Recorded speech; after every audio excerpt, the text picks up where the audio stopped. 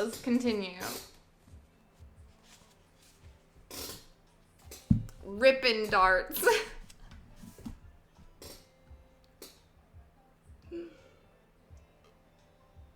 Stop lying, you're dragging that shit. Hello, Pepe Dingleberry Esquire. Yeah.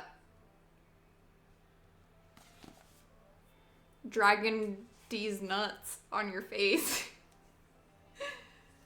Okay, this is what book club does to a person. Running smoothly on balls. Ball bearings. Which are people. The next week, a set of tents on the South Slope went on strike. Those bitches. Chalmers heard about it on his way to the office. Sosinski was actually breaking in on his walk with a call. The striking tents were mostly American, and his staff was in a panic.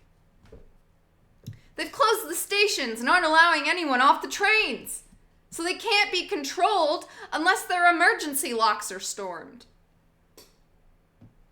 Shut up. Click.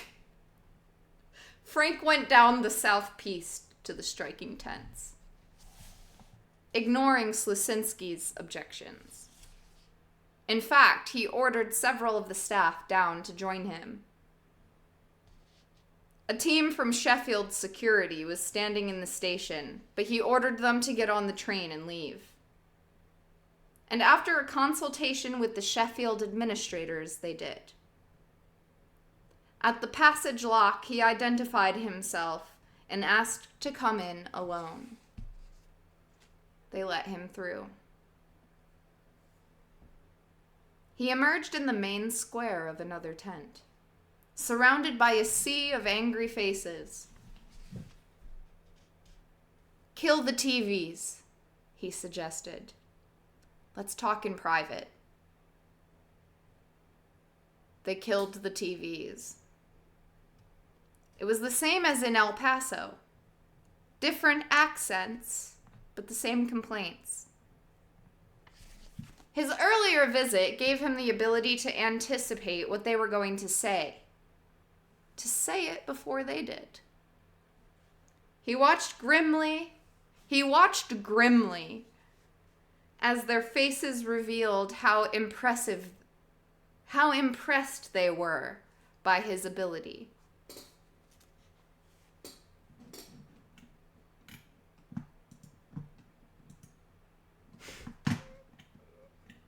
Oh my god, dude, I permitted the term white power and Twitch said thank you for your feedback. No. Automod, no. Automod, no.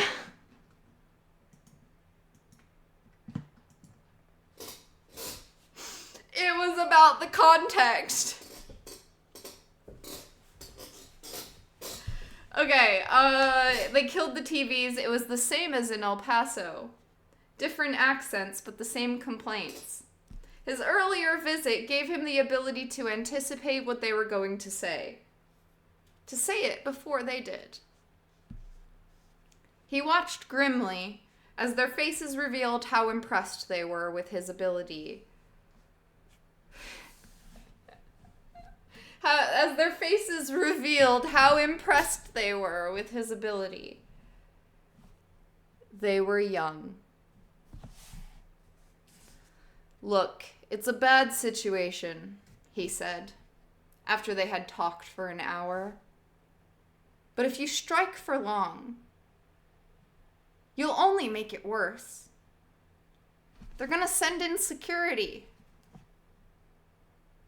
And it won't be like living with gangs and police among you. It'll be like living in prison. You've made your point already. And now you've got to know when to let off and negotiate. Form a committee to represent you and make a list of complaints and demands. Document all the incidents of crime. Just write them down. And get the victims to sign statements. I'll make good use of them. It's going to take work at Unoma and back home. And it's going to take work at Unoma and back home. Because they're breaking the treaty. He paused to get control of himself. Relax his jaw. Meanwhile, get back to work. It'll pass the time better than sitting around cooped up in here. And it'll make you points for the negotiation. And if you don't, they'll maybe just cut off your food and make you. It's better to do it of your own free will and look like rational negotiators. So the strike ended.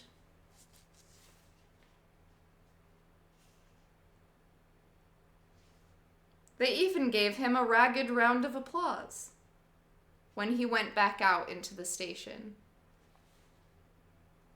He got on the train in a blinding fury, refusing to acknowledge any of his staff's questions or their mute looks of idiot inquiry, and savaging the head of the security team, who was an arrogant fool. If you corrupt bastards had any integrity, this wouldn't have happened. You're nothing but a protection racket. Why are people getting assaulted in the tents? Why are they paying protection? Where are you when all of this is happening? It's not our jurisdiction, the man said, white-lipped. Oh, come on. What is your jurisdiction? Your pocket is your only jurisdiction. He went on until they got up and left the car, as angry at him as he was at them, but too disciplined or scared to talk back. In the Sheffield offices, he strode from room to room, shouting at the staff and making calls. Sachs, Vlad, Janet. He told them what was happening. And they all eventually offered the same suggestion, which he had to admit was a good one.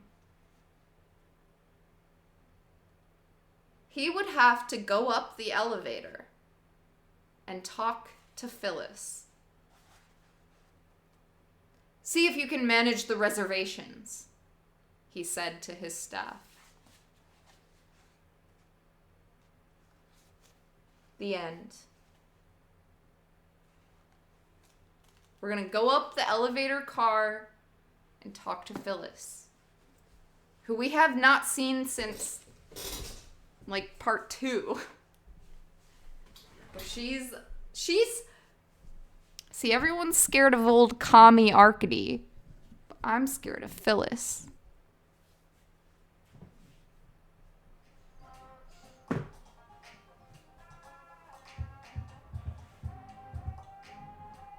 Thank you for listening. Thank you for attending Monday Book Club for the good of the country, for the good of the planet. Don't form any opinions until you hear the end of the book, which I'm sure will make us all feel better. Thank you.